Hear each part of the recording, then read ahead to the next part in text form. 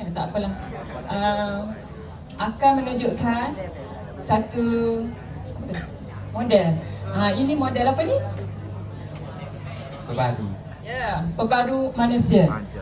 Kita ibaratkan pebaru dengan bahan apa?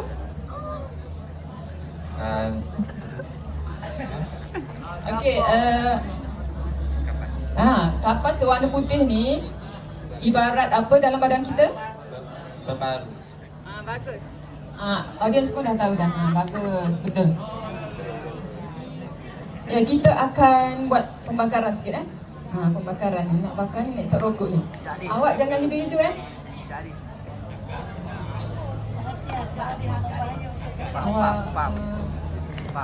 Awak tekan botol tu. Tekan botol tu. Bila kita tekan tu, nampak tak? Tak ada. Awak tinggi sikit. Awak tekan tu, dia ibarat sedang menghisap rokok. Gitu kan? Hisap rokok. Tak ada kita. Awak kena perhatikan perubahan warna ini orang yang tak isap rokok ni. Rokok ada tak isap lagi. Dia kapas dia putih, peparu dia bersih lagi. Nanti kita bandingkan dengan yang peparu orang yang merokok.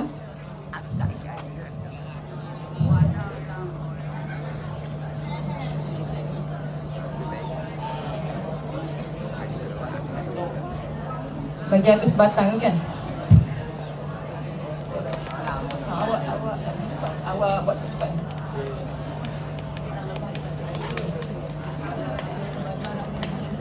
Awak rujuk dia cepat-cepat. Dia macam laju lah. Dia faham maju buat ni. Itulah cikgu suruh dia pakai lab coat tu, bagi bau dekat lab coat dia. Nanti kita basuh balik lab coat. Jangan bau dekat baju dia. Kuat. Habis. Atas kita. Biasa tak?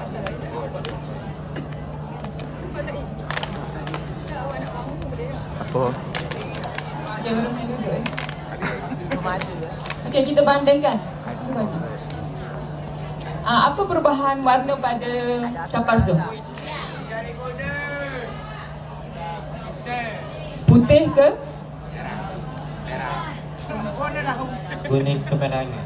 Kuning keperangan. Kuning dulu sebab dia tak banyak lagi. Bila banyak-banyak tu baru jadi hitam. Jangan tulis coklat makanan. Tulis perang. Kuning keperangan. Okey, apa yang ada dalam asap rokok yang menyebabkan perubahan warna dari putih ke kuning keperangan tu?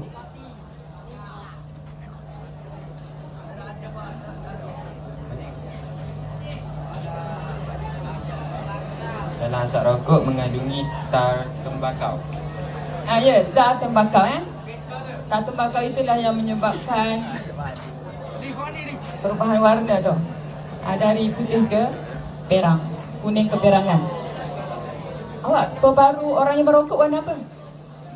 Hitam kan? Sebab dia cukup banyak tahun-tahun. Satu hari berapa batang? 4. Tu expert tu dia ada pengalaman. Jadi benda ni bahaya ke tak bahaya? Bahaya. Jadi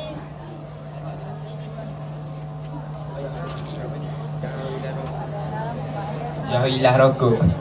Jauhilah rokok. Yang perempuan buat syarat nak kahwin dengan saya, tinggalkan rokok kan. Nak tinggal rokok ke nak tinggalkan saya?